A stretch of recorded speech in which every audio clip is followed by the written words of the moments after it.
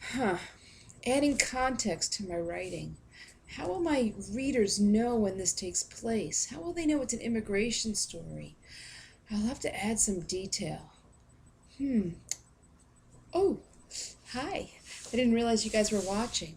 Well, let me tell you a little bit about what I'm doing and how I'm making decisions about my writing, and then I'll give you a chance to do yours. So here was my plan. I was going to have Leo be 11, but I've changed him to 14. He can't, he's coming to America on his own to find his brother. I was going to have this whole thing about him waving his quilt, but I've changed it, as you will see. As soon as the ship docked, Leo could feel the excitement surge through his whole being. After more than 3 years, he was finally going to see Marvin again. Leo remembered that day when his brother had left home for America. Mother was so worried and so relieved, all at the same time. She knew that if Marvin were to stay in Chernovich, he would be drafted into the army and forced to fight side by side with the same soldiers that had terrified his family. Do you see I put a footnote here? That's because I found actual facts about conscription when they forced young men to be soldiers, especially Jewish men, but others too. Anyway, I added a footnote here because that was a real fact, and I found a source for it, and I wanted to make sure that if anybody were wondering about that, they could find the evidence. Back to reading. Those soldiers who had ridden through the village, setting fire and smashing windows just because their family was Jewish, also captured young Jewish men and forced them to join the army. 17-year-old Marvin was a scholar, not a soldier, so Mother scraped together every last coin to pay for his passage to America. But when Marvin left, Mother knew that she and Leo and Bertha and Sadie might never see him again. America was such a long way from Russia, a world away.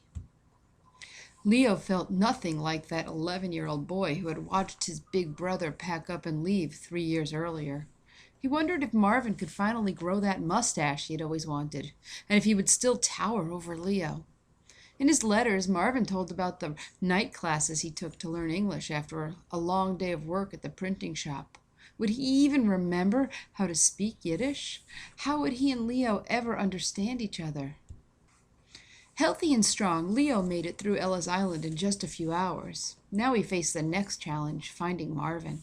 He unfolded the letter for what must have been the 100th time and studied the words for a clue about how to find 203 East Houston Street in the Lower East Side. This city was so crowded and busy, how would he ever find his way? Did you notice the footnote on that last page? That's because I found this great website all about a walking tour of the Lower East Side during the 1910s and 20s, just what I'm writing about.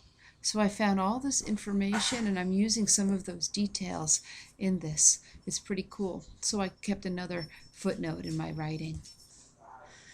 That's about all I've written so far, but I do have a plan, and you can see how things changed a little bit from originally.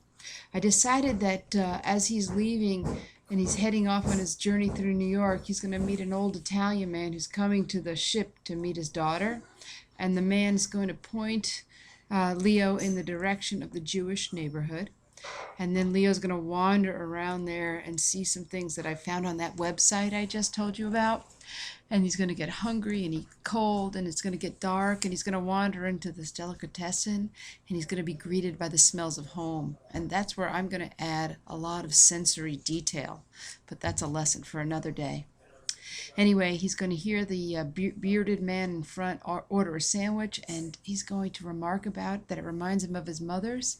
And then the man's going to turn around, and the brothers will see each other, embrace, and sit down to their first hot meal together in 3 years.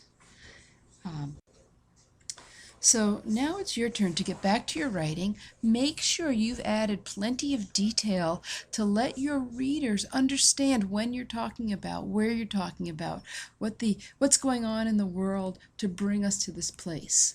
Only add details that relate to your story, though. Don't put in anything unnecessary. Sometimes leaving out things is just as important as what you include. So spend the rest of today's class working on your writing, and I hope that by the end of today or the beginning of tomorrow's class, you have enough to share with someone else so they could understand what's going on in your story. You've set it all up. Okay, get back to work, because that's what I'm doing.